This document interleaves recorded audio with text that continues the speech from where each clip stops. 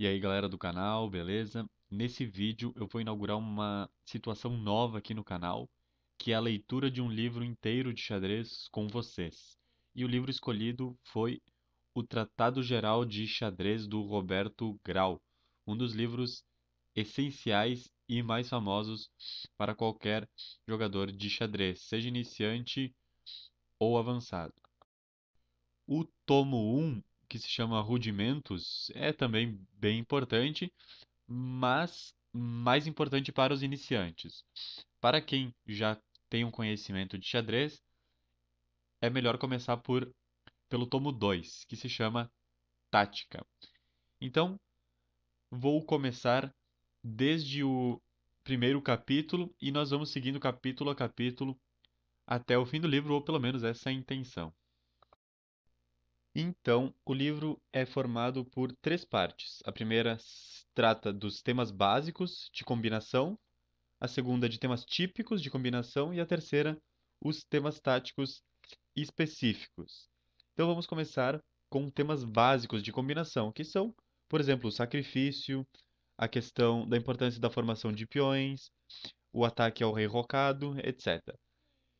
Então, no primeiro capítulo, o Grau vai tratar do que ele chama de material contra o tempo, que ele diria que é o verdadeiro segredo da arte de combinar. Por quê? Porque as peças no xadrez, obviamente, valem mais pelo que elas fazem do que pelo fato de elas simplesmente estarem no tabuleiro. Então, ele sempre dá o exemplo do iniciante. O iniciante, se vê um peão, ele vai lá e captura. Ou seja, ele atrasa o desenvolvimento das peças em troca de um ganho material. Essa vantagem material, acaba prejudicando ele porque ele se atrasa no desenvolvimento das peças, no tempo. Então, todos os tempos que ele perde para capturar uma peça, ele podia ter usado para desenvolver as suas peças. Então, a crítica do grau primeira vai em relação ao fato dos jogadores de xadrez que acham o xadrez muito difícil, mas que não conseguem perceber a importância das combinações. E, para perceber a importância das combinações, em primeiro lugar, tu tem que perceber que as peças valem mais pela posição que estão no tabuleiro do que simplesmente por elas estarem no tabuleiro. Então, a regra do material versus o tempo é basicamente o que está por trás dos sacrifícios que a gente vê nos gambitos. Então, a gente geralmente sacrifica um peão ou dois em troca de abrir linhas para as nossas peças. E para exemplificar a sua tese, o Grau escolheu uma partida entre o Chores de brancas contra o Rodolfo Spielmann de pretas em 1905. Ele achou essa situação bastante instrutiva. Aqui nós temos basicamente uma captura de peão, né? Se as pretas deixarem, não protegerem esse cavalo com outra peça, as brancas tomam o cavalo, retomam com o peão e as brancas ganham o peão central. Então, as pretas precisam fazer alguma coisa em relação a este cavalo. Tem uma forma simples de defender, que é com o bispo. Essa seria a primeira ideia que a gente teria, né, para defender o cavalo. E de fato, bispo F5 é o melhor lance aqui na posição. Por quê? Por exemplo, se bispo F5 e as brancas seguem, por exemplo, um cavalo de B em D2, nós temos cavalo toma C3 e aqui ameaça a dama e o bispo ao mesmo tempo, obrigando aqui as brancas a tomarem e daí cai o bispo. Então, tem essa sequência aqui. Além disso, se após bispo em F5 as brancas, em vez de tentarem cavalo de B em D2, tentarem cavalo em G5, por exemplo, ameaçando o cavalo, tem uma outra sequência que é cavalo toma cavalo, bispo toma cavalo, desculpa, bispo toma bispo de F5 e cavalo em E6, lutando pela casa D4 aqui que está muito bem defendida. Só que o O Spielmann achou que essa sequência com bispo em F5 daria para as brancas a chance de alcançar uma posição boa de ataque. Então, por isso, ele não jogou bispo em F5 e jogou este lance aqui, F5. Por que que ele jogou esse lance? Qual que é a ideia por trás desse lance? As brancas, na ala do rei, estão bem desenvolvidas. Mas na ala da dama, nós temos uma, duas, três peças que não estão ainda desenvolvidas. Então, o que que o Spielmann pensou? Vou tentar explorar o fato das brancas estarem atrasadas no desenvolvimento na ala da dama e vou tentar sacrificar um peão para tentar abrir a coluna de F para trazer minhas peças para cá. Então o jogo seguiu assim. Como ele avançou duas casas na primeira, né, agora o adversário tem a chance de tomar en passant, e foi o que aconteceu. E toma F6, dama toma F6, bispo toma cavalo de E4, D toma E4 e dama toma E4. Então, as brancas aqui ganharam um peão. Só que agora as pretas têm este lance, que é bispo em B3, um lance, uma manobra, né, que acaba deixando a dama adversária sem poder voltar para C2. E qual que é a ideia aqui? A ideia é jogar a torre de A em E8 e ganhar um tempo em cima da dama. Essa dama, então, não terá mais C2, que seria a melhor casa para ela recuar, e vai precisar se mover para uma posição menos influente no tabuleiro. E com essa manobra torre de A em E8, aqui as pretas vão ter todas as suas peças em jogo. Enquanto que as brancas têm esse cavalo aqui que não pode se mexer, porque tem muita pressão em cima do peão de F2, né? Pressão do bispo, da dama e da torre. Além disso, esse cavalo aqui está fora de jogo, essa torre também.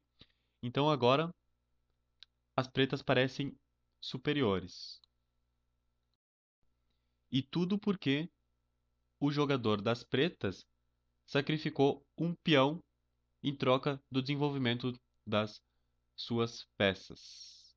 Não estou dizendo que as escolhas das pretas e das brancas foram as melhores possíveis, apenas estou dando a ideia que o grau está trazendo de que desenvolver as peças é mais importante do que capturar, por exemplo, um peão ou uma peça oferecida. As brancas aqui vão jogar C4. E esse lance aqui é considerado um erro pelo grau.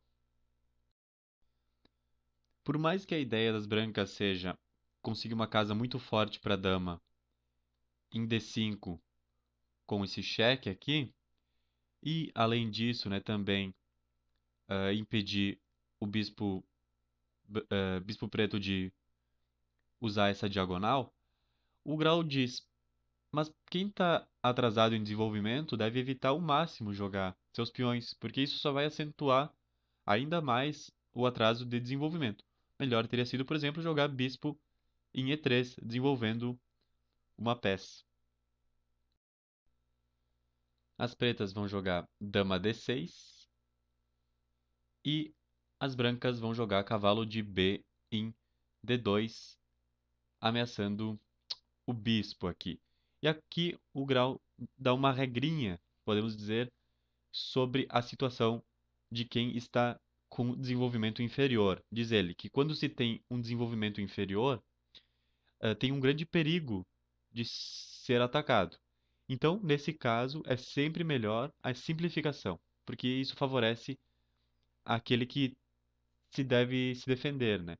Então, por essa razão, era melhor ter jogado aqui, em vez de cavalo de B em D2, dama em D5, cheque. Porque tu força a troca de peças e assim aquele que está se defendendo com atraso de desenvolvimento, no caso as brancas, vão conseguir talvez voltar para o jogo. Talvez as brancas não quiseram jogar dama cheque justamente porque estão com vantagem de peão, né? Tu joga dama cheque aqui, toma e tu recupera o peão. Tu vai entrar num final inferior, né?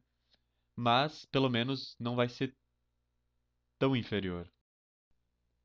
Só para mostrar para vocês como o jogo poderia ter continuado, então aqui bispo toma D5, recapturando o peão.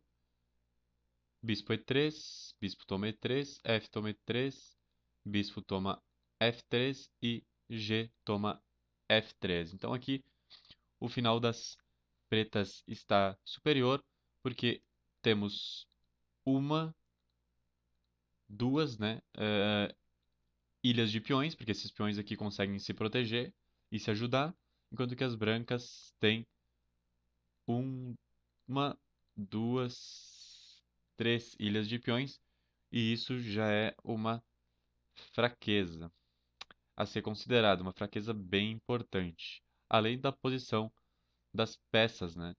Que as pretas têm o cavalo já desenvolvido, enquanto que o cavalo das brancas está ainda em sua casa inicial. Eu vou voltar para a posição que a gente parou. Então aqui, após dama vir para D6, as brancas jogam cavalo de B em D2, quando o grau sugere que seria melhor trocar damas via dama cheque. Ok. E aqui as pretas vão responder com o lógico torre de A em E8, ameaçando a dama e trazendo a sua última peça menor para o jogo. A dama vai para B1. Então aqui a gente consegue ver muito bem o que as brancas tiveram que fazer para se manter com vantagem material. A dama está em B1, a torre está em A1, o bispo está em C1, as peças todas recuadas, enquanto que as pretas abriram linhas e conseguiram espaço para suas peças atacarem. Então, aqui a posição das pretas já bastante superior, enquanto que as brancas estão cada vez mais recuando.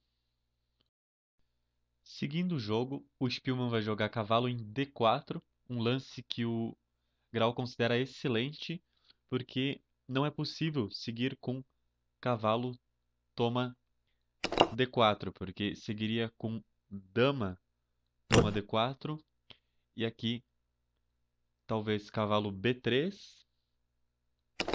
E daí nós teríamos a sequência que ele chama de bonita combinação, que é dama toma F2, cheque, torre toma F2, torre E1, checkmate. Porque não pode proteger uma vez que o bispo está ameaçando o rei pela diagonal. Então, agora que não pode ter essa captura, vou voltar à posição aqui, só resta as brancas jogarem cavalo, ah, cavalo em E4, ameaçando dama e bispo simultaneamente. As pretas ignoram e jogam cavalo toma F3, cheque, F toma cavalo e temos o belo dama G6, cheque seguido de rei H1 e torre toma F3. E aqui, finalmente, então, as pretas recuperam o peão. E além disso, terminam ah, a essa luta aqui, porque agora, aqui, se as brancas jogam, por exemplo, cavalo toma bispo aqui, ah, desculpem, após torre E1, cavalo toma bispo, é isso, né? Deixa eu ver. Dama G6, rei H1, torre F3, e aqui, isso. E aqui, se as brancas jogam cavalo toma C5, então temos a sequência bispo em C2, ameaçando a dama, dama A2, torre F2, e agora as brancas não podem tomar aqui, né, por conta dessa sequência com torre e com dama, então só resta torre G1 e então teria este. E o ataque é decisivo. Então, aqui as brancas não podem capturar o bispo com este cavalo. Então, vamos voltar à posição aqui. Aqui vocês conseguem perceber por que que não dá para tomar a torre aqui, né? Só para mostrar se a torre toma aqui, por exemplo, segue com torre E1 cheque, torre volta para F1, daí tem bispo E4 cheque, cavalo toma E4, dama toma E4 com cheque, e aqui rei G1, depois dama G4 cheque, rei H1, e aqui torre toma F1, cheque mate. Então, também lá não dava para tomar. Vou voltar à posição desde o ponto que a gente parou antes de ver a variante, que foi com após aqui a torre tomar o peão, a torre foi para E1. Qual o objetivo desse lance, né? Simplesmente proteger o cavalo aqui com mais uma peça, já que ele está sendo atacado também por duas peças. Mas as pretas jogam torre toma F2. O jogo segue com bispo G5, impedindo, tentando, né, obstruir a entrada da dama aqui. Mas o Spielmann vai jogar dama H5, colocando pressão decisiva no peão de H2. E agora ainda tem algumas tentativas desesperadas, como cavalo F6 cheque, G toma F6, torre toma E8 cheque, rei F7 e não tem mais como evitar o ataque devastador das pretas sobre o peão de H2. Então, essa foi a partida que o Grau usou para exemplificar a sua tese de que vale muito mais ah, ter tempos de desenvolvimento do que material. Espero que vocês tenham gostado. Esse foi o primeiro capítulo do livro do Grau chamado Tratado Geral de Xadrez, parte 2, Tática. E no próximo vídeo veremos o capítulo 2, que é Tempo versus Material. Então, até lá.